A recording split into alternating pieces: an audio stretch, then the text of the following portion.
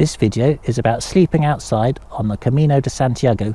When I walked the Camino Frances, I always stayed in the albergues because they're very good value for money and I think fairly comfortable.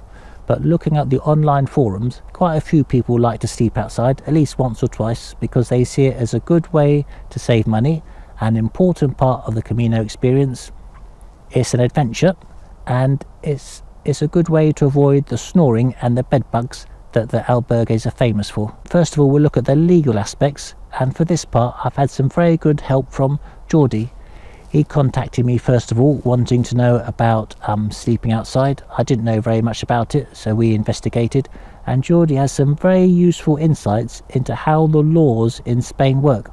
So we think this is probably the first time this sort of information has been recorded on the internet, either in English or in Spanish. If you go wild camping in Scotland, things are quite straightforward. There's one document that the government publishes. It has all the information and guidance you need. It's promoted by the tourist business, so it's all quite straightforward. In Spain, things are a bit more complicated. Each region can set its own laws. The laws can sometimes be difficult to find, and how they're enforced depends just as much on who's enforcing them as it does on what the law says. But there are three basic types of camping. There are the tourist campsites, which are commercial enterprises, popular with local politicians, good for business. I didn't see any on the Camino Frances. The second type is called free camping, and despite its name, it's not that free. You need to have the landowner's permission. It's regulated, or in some cases even banned, so forget about that one. The third type of camping, and this is the one you'll need if you're travelling the Camino, is called an overnight stop. And it's a very old tradition in Spain, going back hundreds of years, that if you're travelling along the road, then you might need to stop at night.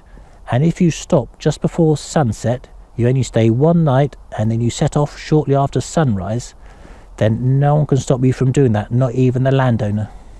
And in fact, if you think people have been doing the Camino for over 900 years to get to Santiago, that's how long people have been stopping at the side of the road and spending a night there.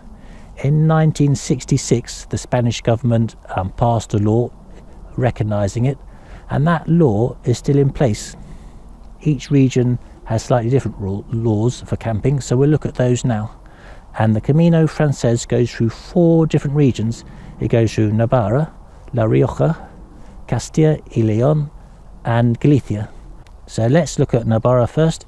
Here are the regulations on free camping. Free camping's allowed. Has some common sense things like not too close to a local water supply, 3 meters away from the Camino. But then it goes on to say these regulations do not apply to the overnight stop type of camping. So they acknowledge that the overnight stop is a valid thing to do, and they recognise that it exists, and they're saying we're not going to do anything to restrict that freedom, which is good news for us pilgrims.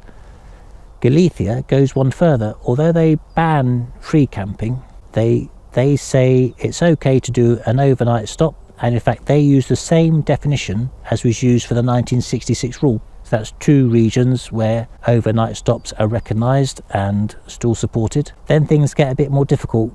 In La Rioja, they say overnight stops are okay, but you have to post your itinerary to the local authority before you start off. You need to have the landowner's permission, you need to have the local authority's permission. So in practice, a pilgrim couldn't do that. It'd be too restrictive, wouldn't it, to do that? So La Rioja, that's bad news. You're not really allowed to spend the night at the side of the road there. And in Castilla y León, they've banned free camping through regulations to stop forest fires. And forest fires are a problem. When I was there in October 2017, I saw a forest fire that had a drought. It's a big problem. People go to prison for starting them, so it's a serious thing. And here's the regulation that bans free camping because of forest fires, but they do not mention the overnight stop type of camping at all, which we now believe, given the information so far, that means it's still okay to sleep out for one night just from before sunset until sunrise in Castilla y León. What's curious is the regulation that bans free camping does not mention the overnight type of stop at all. So I think if they were going to ban it then, because they're worried about fires, they would have mentioned the overnight camping then. which they don't, so we think that's okay. Now, it is possible that we just didn't manage to find it on Google, because as I said, sometimes these rules are difficult to find, but as far as we can tell, it's still an okay thing to do. So those are the rules, but now let's look at a few practical cases. Here's one example of someone who tried to go on a family holiday which involved bivouacking in Castilla y León, and this is what happened. We were going to start a few days of bivouacking in the province of León. 3 environmental agents appeared and informed us that it was forbidden to bivouac in all the public mountains of Castilla y León. So because of what we were doing, they would have to report us to the Guardia Civil.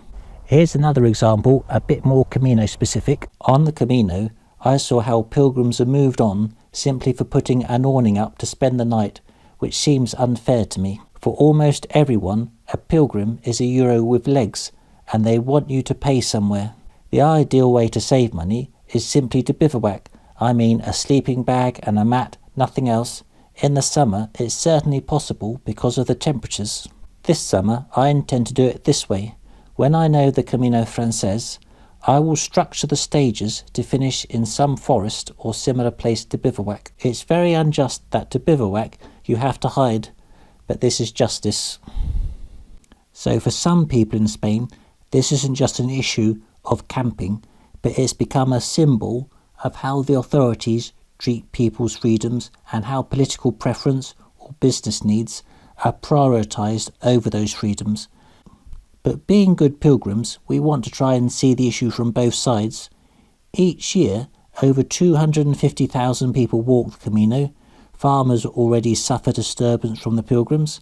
Ploughed fields are covered in human poo. Here's someone trying to repair a road surrounded by pilgrims.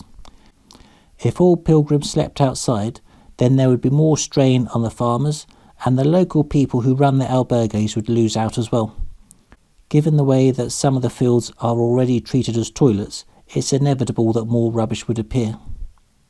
It would completely change our dynamic of the Camino.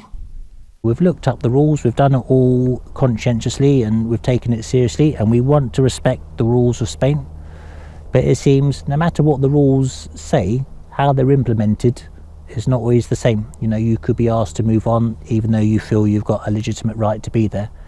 If someone in authority asks you to move on, you just have to go. You know, we're humble pilgrims. We can't have stand-up arguments with the authorities. By all means, know what the laws are and respect them, but you have to be a bit more practical about these things as well. Let's go back to the online forums and see the sorts of experiences people have had. These are the sorts of things they say. People do successfully walk the Camino, sleeping in a tent.